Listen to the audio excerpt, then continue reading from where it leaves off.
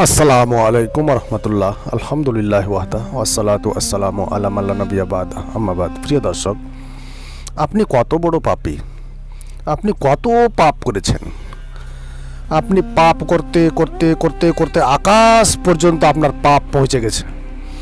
আপনি অনেক ভয় করছেন যে আমি অনেক বড় পাপী, আমার পাপ ক্ষমা হবে কিনা, এখন আমার কি হবে। আপনি চিন্তায় পড়ে গেছেন। প্রিয় দর্শক, আপনি যখন চিন্তায় পড়েই গেছেন, তখন আপনাকে বলে দিচ্ছি, আল্লাহ সুবহানাহু ওয়া তাআলা সূরা জুমার আয়াত নম্বর 53-তে বলছেন যে হে আমার বান্দাগণ, তোমরা পাপ করতে করতে নিজের উপর জুলুম অত্যাচার করে ফেলেছ। তোমরা আমার দয়া হতে নিরাশ হও না, তুমি আমার রহমত হতে নিরাশ হও না। আমি তোমাদেরকে অবশ্যই ক্ষমা করে দেব যদি তোমরা সচ্চা পাক্কা তওবা করো। যদি তোমরা বলো যে এরপর আমি আর কোনোদিন এই সমস্ত পাপে লিপ্ত হব না।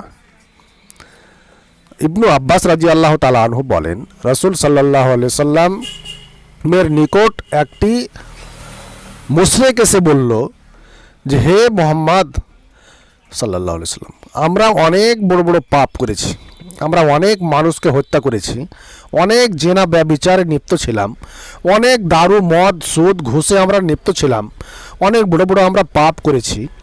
এখন আপনি আমাদেরকে যেভাবে পৃথিবীতে চলতে বলবেন, আপনি আমাদেরকে এখন যেভাবে আহ্বান করবেন, আমরা সেভাবে আপনাকে সাড়া দেব। আমরা আল্লাহর নিকট ক্ষমা চাই। তখন আল্লাহ সুবহানাহু ওয়া তাআলা এই আয়াত নাজিল করলেন, সূরা জুমার আয়াত নম্বর 53। আল্লাহ সুবহানাহু ওয়া তাআলা বললেন, হে আমার বান্দাগণ, তোমরা নিজের প্রতি জুলুম অত্যাচার করেছ, তোমরা নিজের প্রতি জুলুম করেছ, তোমরা আমার নিকট আমার রহমত থেকে তোমরা নিরাশ হও না। আমি হচ্ছে অনেক বড় দয়াশীল, আমি হচ্ছে অনেক বড় ক্ষমাশীল। এই হাদিস দ্বারা এবং এই আয়াত দ্বারা বোঝা যায় যে আপনি যতই বড় পাপী হন না কেন, আল্লাহ সুবহানাহু ওয়া তাআলার নিকট ক্ষমা চাইলে, সচ্চা পাক্কা তওবা করলে অবশ্যই তিনি ক্ষমা করবেন।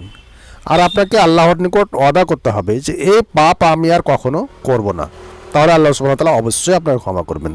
আশা করি আপনাকে বুঝাতে পেরেছি।